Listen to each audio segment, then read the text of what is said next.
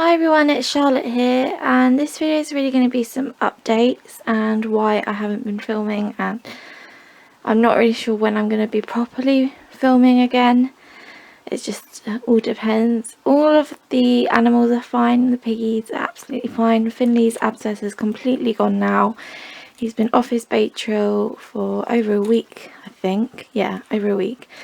And I gave him a few probiotics after the bait trail just to make sure that his gut flora was nice and healthy, but he's been doing really well. Gave them all actually a groom yesterday and sorted out their toes, and just obviously checked over on Finley, and I gave Finley and Daphne a grease gland clean because those two seem to have the main issue with that. But anyway, the update really is that, and the reason why I haven't been filming is because my grandparents on Sunday morning, I think it was, were in a rather horrific crash on their way to Wales to their cottage. So they go there quite often, and I've been there many times, and unfortunately there was a crash on the way there and the car spun around, and my granddad, who was in the passenger side, was hit side on. So they also had their dog in the car, Megan, and she was in the boot because she's a retriever cross collie, I think she was. She was full black. And unfortunately she was taken to the vets. They thought she was doing okay, they just weren't sure if it was shock or anything. But it turned out to be, when they did an x-ray the day after, that she had broken her spine. And so she was completely paralysed. And she had to be put to sleep.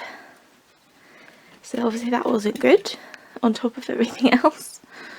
I laugh because I have to laugh, and I get nervous laughter anyway, so don't take that as the wrong way. It's not that I'm laughing at the situation, because it's far from funny. My granny and granddad were helicoptered to Stoke-on-Trent Hospital, and that's where they've been ever since. We're now on Thursday, I think. I'm losing track of my days, it's just there's a lot going on. So yeah, they were helicoptered there, and they had to be cut out of the car, so obviously you couldn't hit by things like that. It kind of puts it into perspective. My granny was conscious throughout the whole thing. My granddad wasn't. My granny's had an operation. Well, it was more of an investigative operation just to check. They weren't sure where, because there was some bleeding, internal bleeding. They checked, and it showed that she had a tear in her bowel, so they rectified that. And then she's also broken a few ribs, so breathing at the moment is very painful for her, and she doesn't do very well after anaesthetic. She normally gets quite sick, like she feels like she wants to be sick, so they've given her loads of anti-sickness medicine, but at the moment she's still in a neck brace, so they can't move her like out of just her back position, and she hates sleeping on her back, and it's not helping with her sickness, so she keeps getting the hiccups and acid reflux and heartburn, and which is not making her feel more comfortable, obviously, because every time she coughs or she feels like she's going to be sick or she's got the hiccups, it's hurting all over her body. Obviously they're badly bruised anyway because of the impact and the trauma, so she's not in a good way anyway, but she's doing okay. She's on obviously really high pain meds, so she's a bit out of it. And we went to see her again yesterday, and she was okay, but she's just blaming herself. We don't really know what really happened with the crash. Granny doesn't remember a lot. All she remembers is a car overtaking her, so it's all speculative at the moment. There was another person in the crash, and that was a man, and fortunately he was taken by land ambulance, and he has just suffered some minor injuries as far as I'm aware, so he's okay, which is at least a good thing. So that's that with Granny.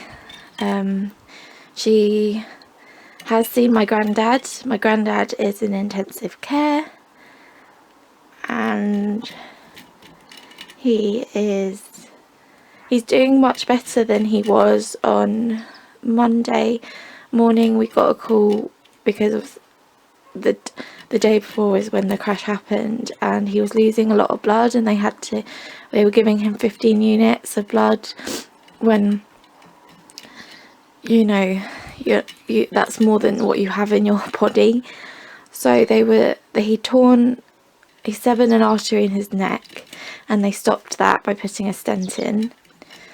So that was obviously one of the biggest arteries in your body. So that was the reason why he was losing a lot of blood to start with. And then he's broken some ribs, and he's also punctured his lung. So his lung has collapsed. And I think he's got a fracture in his spine, like a minor one, and maybe one in his knee. I'm not sure. He's actually quite lucky in the fact that he hasn't broken that many bones other than his ribs. So he's been lucky in that respect. They had to do more investigative scans because the bleeding just kept coming, and they just didn't know where it was coming from. It was all internal. So they did more scans and put dye into his body to see where it was coming out of, and it turned out that he'd torn another artery and I think a vein. There was another vein also before that, which was found the night before on the Sunday night, and then the Monday they found these. We got a call on that Monday morning when we got back from the hospital. My sister was planning to come up because we're in Lincolnshire and this all obviously happened in Stoke-on-Trent, so we had some travel time. My other aunties were staying in the accommodation at the hospital, but we have animals, so we had to get back to make sure that they were fed and everything. But we got a call on the Monday morning, and I just heard instantly, I was half awake anyway, but I just heard instantly that my mum was crying, and we got a call saying that doctors didn't expect Granda to live more than 2 hours. So obviously my mum and her partner rushed off to the hospital, and my sister got the train up with her boyfriend to Stoke-on-Trent and saw him. Fortunately, the updates changed when they got there, and that Grandad, they were going to do the investigative of where the bleeding was and found the other artery and vein that I mentioned just prior. So they sorted that out. Since then, his blood pressure has been much better, but the last few days it's kind of been in limbo. It's just really only time will tell. So at the moment he's fully sedated, so he can't speak, and he's on a ventilator and all these other things, and it's obviously not nice seeing him like that. Nor my granny. My granny, fortunately, she's lying down, so she's in a neck brace, so she couldn't turn really to look at him, but she held his hand on that Monday morning when they said everything was going to happen, and his hand, and spoke to him. And we all really do think that really, because he can still hear you because he's sedated, we all really think that really made the change, because before it was so bleak. And then after he'd spoken to Granny, after he'd heard Granny, everything kind of got better. I mean, marginally better. I mean, he's got a better chance now than he did on that Monday morning. I think the chance is still around 50-50. We're not really sure. Only time will tell. They were thinking of trying to wake him up. I'm not really sure when that's going to be. They did and ah about yesterday, but I think he hadn't improved as much as they had thought he might. So we're not sure. He also, because of the crash, because he was unconscious, I'm not sure how many minutes he didn't have oxygen in his body. So we don't know if there's going to be any brain damage from that. And yeah, I also forgot to mention that I know there's a lot going on. It's trying to remember everything, but I just want to I think it's good for me to vent it out a bit, to be honest. I've been speaking to my dad and my best friend, and Katie and Amy of Guinea Pig Weekly and Amy Pigs, but I don't want to always keep typing it all out and talking. But my granny, they did an MRI scan on her neck, that's why she's still in the brace. They're not really sure about the results. They don't know if it's due to old age or if it's due to a trauma. So I think they're going to do another one. But she can wiggle all of her toes and her fingers, and like she can feel things, but she can't at the moment lift her right leg.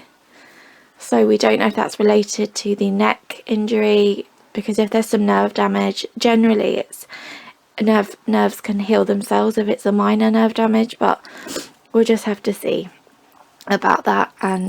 But she's been moved into a normal ward now. She was in the intensive care ward with my granddad because they wanted to have them close, because it was easier for us because we were kind of going to and fro, and my granny was obviously still not completely well. They just look so battered and bruised because of the crash, obviously, and they've lost their dog, and my granny's blaming herself for that. Again, we don't really know what's happened with the crash, so I mean, we've obviously been telling her not to blame herself and that you did your best in the situation, but we obviously don't know the details of what actually happened. But yeah, that's that, and we've just got to keep wishing and holding on for them, keeping strong and everything.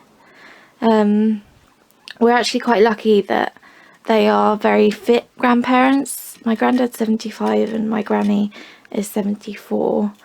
I think there's only 6 months between them, so it's not a lot, but they've always been super fit. I mean, that's why they like to go to Wales. They like to climb mountains, if you can believe it. They like to climb, they like to just walk for miles. They've always been active grandparents, and I think it's a blessing that that is the case, because if it weren't, they wouldn't have been as fit, and that, you know, all of their organs and working as well as they do. I'm just grateful that they have kept themselves fit. And obviously, to be honest, I wouldn't have expected less from them, because they get frustrated if they can't walk, and this is one of the things that we may have to deal with. So it's all speculative at the moment. We don't really know what's going to happen. It's just only time will tell. So that's really it. And I don't know when I'm going to be back on filming. I mean, I have got that DIY video with the part 2 with the lofts, and I might just post that with showing the middle section, because at the moment cutting the perspex is the last thing I really want to do. We're just kind of all trying to be there for each other, and yeah, so I might just film that bit actually just after now and end up because I've edited all the rest. I just need to put that last clip on and then I can post it. So I might plan that for next week to be posted. So hopefully you'll see that one. Obviously I'll keep you updated, and I'll probably do most of that through Facebook. I don't want to do a video every single time to update. But I mean updates in the case of that when I'll be back filming. I'm not going to keep going into so much detail. I think I just wanted to give you the full picture and everything. So that's that. They're arguing. Oh, they're finally using that water bottle. Because these three are obsessed with this front water bottle. And if it's the back one, they rarely drink out of it, so they favour the front. So I think Daphne wants to go up to the loft actually. Well, there we go. Another update I might as well tell you is that I might try to introduce them all together again when I do next cage clean, if I'm feeling up to it, if everything's still okay with Granny and Grandad. But I'm not really sure. I think I might, because the thing is, having these cages here is great, but the thing is, I was planning before everything with my grandparents happened. Sorry about that, it all cut off. My camera battery died a bit, so I've charged it a slight bit more. Hopefully it will last. What I was saying about the cages is that if they don't successfully bond, which I don't know, I'm an R-ing, because Tabitha might be like the buffer between Daphne and Finn. I don't know, we're going to have to see obviously, but worst case scenario they just stay as they are, which is absolutely fine. They're all happy, but it would be ideal if I could have them just in one cage, but we'll see. was that I was planning to hopefully eventually move out once I get a job. So this cage is obviously very, very large and long, and not a lot of flats I don't think would have as long a space for me to be able to put this in. So what I was thinking was to keep this 2x7 section, which is disconnected from that technically, they're just bolted together at the moment. Keep this, and then I might do sliding doors as well on these doors instead of doing opening doors, because I think it would be easier that way. Just get some tracks and some thinner MDF. But to have 2 levels, but I will still have lofts. They probably won't be that size. They'll probably just be like straight across, like rectangle lofts at each end, well, at one end. And to say like that bit, like that would be a loft, but it would be higher, probably be about that height of where the perspex is. So it'd be a bit lower than these lofts are. And then the next section would be just above that. So obviously we've got the eaves here, so I can't really build that right here. So that's the issue, that if prior to me moving out, it would be ideal to build it first and then I could just have it out. Also, to have it on wheels would be great, because it's quite a heavy it's like all wooden obviously, and you know, it's not light. So I was thinking to move, which you're going to see me thinking to move the wardrobe and the dressing table to where I am, to this back wall, and then move my bed in the middle there, and then have the cage, the double-decker cage, over there, because it's got the height between the eaves that should be enough. But that's what my glancing thought was. So we'll have to see. Obviously if they all get along, then that won't, the cage will just stay the same probably, and then if I ever moved, I could always move that into a different orientation, bring it further if there wasn't a room wide enough. But that's it really. So I'm glad I ended the video on a lighter note about the cages, but we'll see. So I will obviously keep you updated like I said, and I'll speak to you soon. I hope you all are well, and yeah, thank you for watching, and I'll speak to you later. Bye.